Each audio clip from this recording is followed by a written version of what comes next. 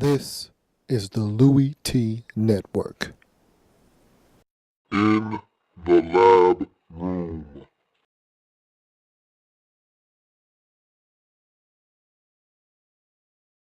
Welcome, you are in the lab room. I'm your host, Lou. Thank you for joining me here to break down the Week 4 matchup between the Dallas Cowboys, who were traveling out west to take on the San Diego Superchargers. Look, this San Diego Chargers team is better than I thought they were going to be. I've already told you that at least twice. I didn't think they would be this good. I asked Philip Rivers, who are you? No, really, who are you? And Philip said, I'm the same guy that you thought was an elite quarterback 3 years ago. I'm that same dude. I just needed a breath of fresh air. Enter Mike McCoy, Tom Telesco and company, and here comes a brand new Philip Rivers. Or maybe the same OP. Maybe it's the same OP, the same old Phil that I always knew he was hiding from me for a little bit because he was scared of Norv Turner and the rest of those guys. But he's back out to play, and he's brought a couple of friends with him. Some new, couple of them old guys that we knew from back in the day, like Antonio Gates. He's back. Who knew? A little bit of time off, a little bit of rest. All of a sudden, that plantar fasciitis has went away. That foot looks good. He's running by guys again. He's shaking defenders out of their boots. And he's making one-hand grabs. He's back. Good old Antonio. Then he's been missing Darren Sproles. He might not admit it. I don't know. Maybe he will. Maybe he won't. But this offense hasn't been the same since Darren Sproles left. Danny Woodhead joins the group, and all of a sudden, Philip Rivers looks like a new man. Now, look, it always helps when you get guys that can separate from the defense and make plays on the football. You draft a guy like Keenan Allen, he's going to help you on the offensive side of the football. So there are some other guys that have stepped up. You get Vincent Brown back from injury, and all of a sudden you've got a few targets to throw the football to. Guys are getting open, creating a little bit of separation. Eddie Royal is actually playing some good football.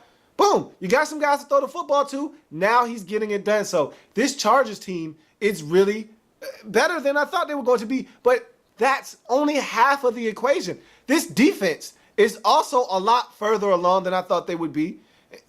Look, they didn't switch coordinators, to their credit. A lot of times when you get a new GM, you get a new head coach, they bring in a whole new cast of characters. Well, they didn't do that. They left the defensive coordinator in San Diego alone and left his 3-4 defensive scheme alone, and they've played well. They've played extremely well. They brought in Dwight Freeney after Melvin Ingram went down, and I said, I don't think I like that move. What is Dwight Freeney going to do for you? And he's played well. He's gone now, and we'll talk about that here in a second, but they've done some things early in this season, even though it hasn't always produced victories. They've done some things early in this season that have opened my eyes. I definitely lifted an eyebrow. Wow, okay.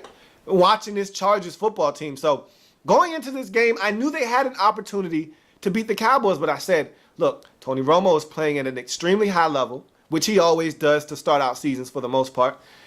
They're thinking they found the running game last week against St. Louis. I'm not sold on that because DeMarco Murray always goes off on the Rams, but nobody else. So I said, I'm not sure if they found a running game or not, but they think they might have found the running game. And this defense has been rejuvenated under Monty Kiffin in this new 4-3 defensive scheme where he's just simplified things. Hey, run to the football, play cover 2, get after the quarterback.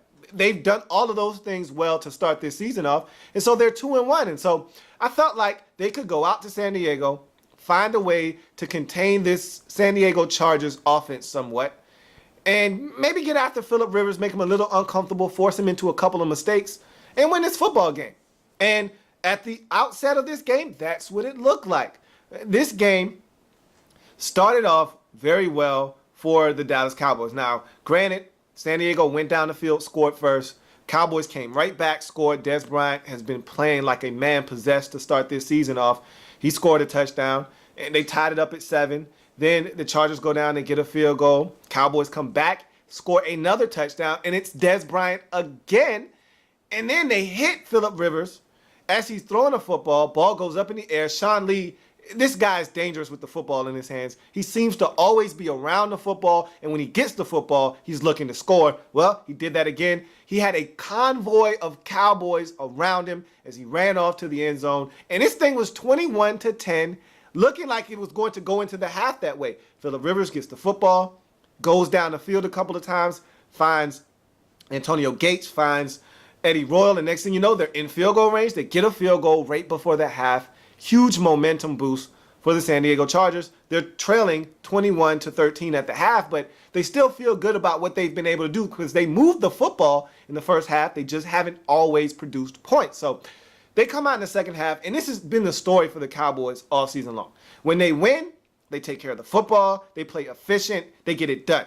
When they lose, they turn the football over. And right now, the Cowboys are 2-0 at home and 0-2 on the road because on the road, they have a problem taking care of the football. They lost to Kansas City in a game that they probably should have won because they fumbled the football away. They lose to San Diego in this game because they turn the football over and fumbles once again. And you can't fumble the football. You can't turn it over on the road and expect to win if you're not forcing turnovers of your own. Now, they did force a turnover in this game. Talked about Sean Lee being able to get that pick six. But the Chargers were able to even the playing field at a time where the Cowboys could ill afford a turnover. And I tell you what, the Chargers dominated the second half is what they did. In the third quarter, the Cowboys only had 7 offensive plays. That's how you dominate a football team. That's how you dominate the football. And they got points. They not only dominated time of possession in the third quarter, they not only dominated the football in the third quarter, they dominated the scoreboard as well, putting points up and also putting the Cowboys in a position where they were on their heels.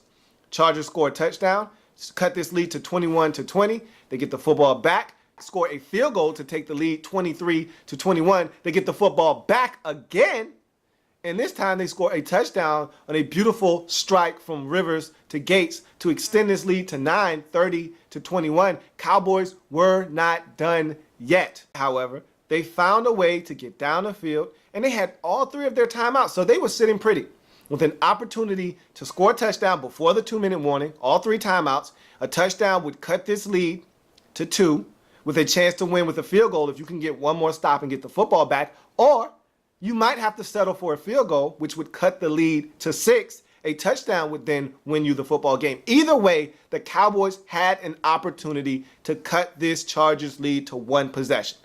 And these are the type of mistakes that you can't make. And their rookie wide receiver that they drafted out of Baylor, Terrence Williams, he looks like he's going to be a stud. And he catches the football down by the end zone at around the 5-yard line or so on a cross or on a slant, and he's about to get in the end zone. He's about 3 yards away or so, and he decides he's close enough to start reaching the football to get across the goal line. He's not close enough. A Chargers defender comes, pokes the ball loose. It comes out. Chargers recover in the end zone, take a knee, take that touchback, and basically that was all she wrote. They got a first down, ate up some clock. Cowboys used all of their timeouts, got the football back with about 40 seconds left. They're down 2 possessions, game's over. So, in essence, what could have been a nail-biter, because the Chargers, in every single game leading up until this Cowboys game, every single game came down to the final seconds with this Chargers football team. They haven't been in a football game that has been decided before the last possession.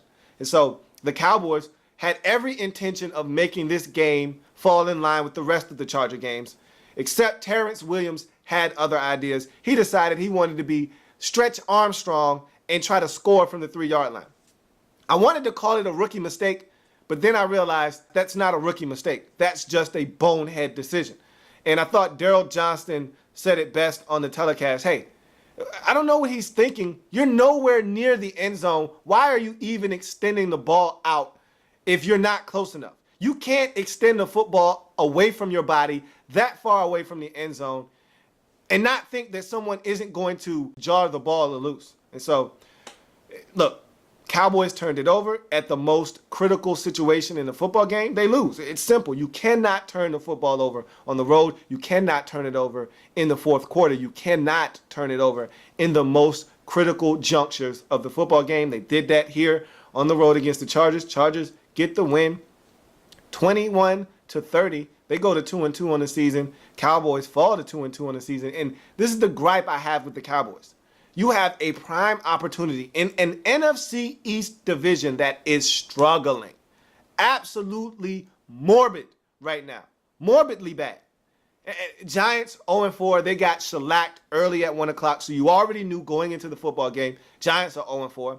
The Eagles are playing the Broncos. They got no chance. That's what you got. They got no chance to win that football game against Denver in Denver. So you know they're going to drop to 1-3. The Redskins, they're playing at 4 o'clock just like you are, but they're struggling. If you look up at the scoreboard, they're down 14-0 early in that football game to the Raiders. So once again, every single team in the NFC East has an opportunity to lose, with the exception of you. If you take care of business, you can really run away with this division and hide if you like, if you just play good football and find a way to get wins on the road. Well, you're 0-2 on the road and 2-0 at home, and thus you're right there with the rest of this bad NFC East as you drop a game that, look, you had opportunities to run away with. You were up 21-10 in this football game, and defensively, which is the thing that startled me in this game, defensively, you didn't get it done. Phillip Rivers had a field day and picked you apart. 35 of 42 for 401 yards passing, 3 touchdowns, 1 interception. He absolutely lit you guys up like a Christmas tree. Didn't see that one coming from this Dallas Cowboys defense that was supposed to be aggressive and able to get after the quarterback. He absolutely had his way with this Cowboys defense. And credit needs to be given. Kudos.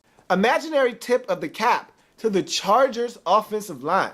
This is a hodgepodge group of guys that are getting it done right now. They're protecting Phillip Rivers. They're opening up holes for this running game, and they're keeping this Chargers offensive attack balanced. Really good performance by the Chargers. They're not going to go away anytime soon. I wouldn't be surprised if come late November, early December, these guys are in the hunt for a potential playoff spot. Not saying that they're going to make it, but they'll be in the hunt because this is a good football team. If they can stay healthy, this will be a dangerous group. Speaking of health, Dwight Freeney probably going to be gone for the rest of the season. He tore his triceps in this game. That's a devastating blow because he was actually playing well for this team. And so want to see how they are able to really circumvent that injury. But that's a tough loss for a team that already was having some issues getting after the quarterback. They got after Tony Romo and made him uncomfortable in this game, but they're going to miss Dwight Freeney. But Chargers get it done, 30-21. And now they're 2-2 on the season, and they're right there in the thick of things in the AFC West. Meanwhile, the Cowboys still lead this terrible NFC East at 2-2, but they could have done some serious damage had they went to 3-1 on the season. Instead, they're 2-2 as well. That's going to do it for me here today on this program. Thank you for joining me. If it happens in the National Football League, whether big or small, we cover it all here in the Lab Room. See you next time. Like the content? Want more? Sub up. In the lab room.